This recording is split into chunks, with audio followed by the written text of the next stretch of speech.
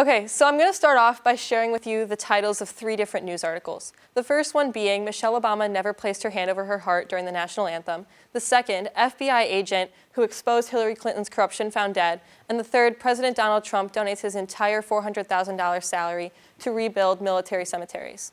Now, all of these articles seem like they would be correct. I mean, Michelle Obama definitely could have been seen not placing her hand over her heart during the national anthem. An FBI agent could have been found dead for an act of corruption. And Donald Trump could have donated his salary to help build cemeteries for veterans. However, they all present themselves as fake news because they're all incorrect in some way, shape, or form. However, how do we know? Fake news is non-credible news that spreads misinformation about a person or a subject. This misinformation can be used in order to make somebody look bad or to build someone up when it's not necessarily true. The articles that I gave as an example represent a type of news when they were used in order to make somebody either look bad or build someone up when it was untrue.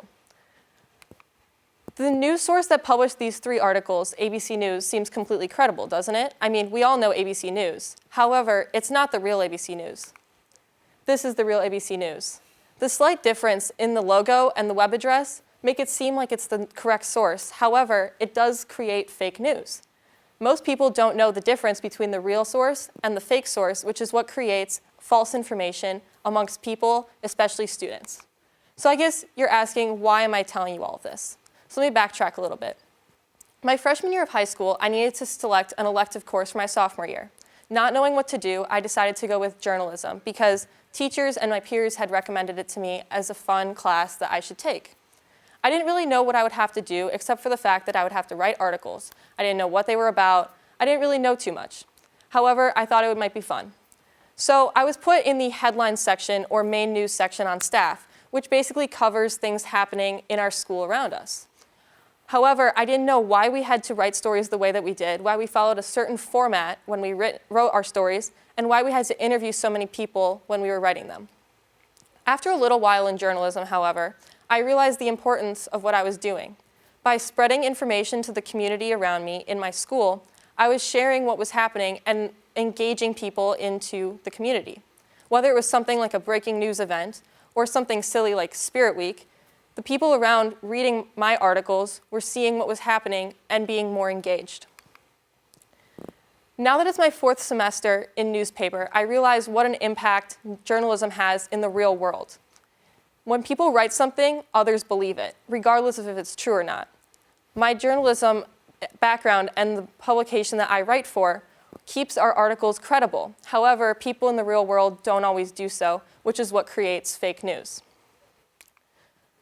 Fake news and the importance of journalism is very important for our generation. Students and the rest of Gen Z need to know what's happening in the real world. In the future, we're going to be in charge of voting, running or working in large businesses, or creating technological advances. And if we don't know what's happening in our world today, how are we supposed to translate that into the future and create a society that will benefit us and benefit those around us? Based on a Pew Research Center quiz that asked people to take a quiz based on current events out of 12 questions, these were the results amongst the different generations. Our generation scored about an average of 5.9 out of 12 questions correctly. Generation Y scored about 7.8, and Gen X scored about 8.4. Our generation shows a severe gap in knowledge about current events. However, why is that? Our generation has all of this access to technology. I mean, we all have phones, we all have Chromebooks. However, none of us know what's really happening in the world. This is a problem because news is available to all of us easily. We're able to use free news sources that give us credible information. However, we're not learning about it, and we're not looking it up. One of the main reasons because of this is our school system. Because our school system is so centered around AP and honors courses, teachers don't give students time to actually look up information and connect it back to the world. Because it wouldn't be helpful on the AP test, teachers don't feel the need to connect what we're learning back to the real world, and so we don't actually pay attention to current events. In addition, our school systems are so focused around standardized testing that we don't learn how to use current events in our real world. We just learn how to take a test. In the future, we will be able to do very specialized jobs. I mean, we're in very difficult classes, some of us, and we will be able to use our skills and be specialized. We'll be able to be scientists, lawyers, engineers. There's so many different opportunities. However, if we don't know what's happening in our world today, how are we going to use our specialized information to transition our society from today to the future?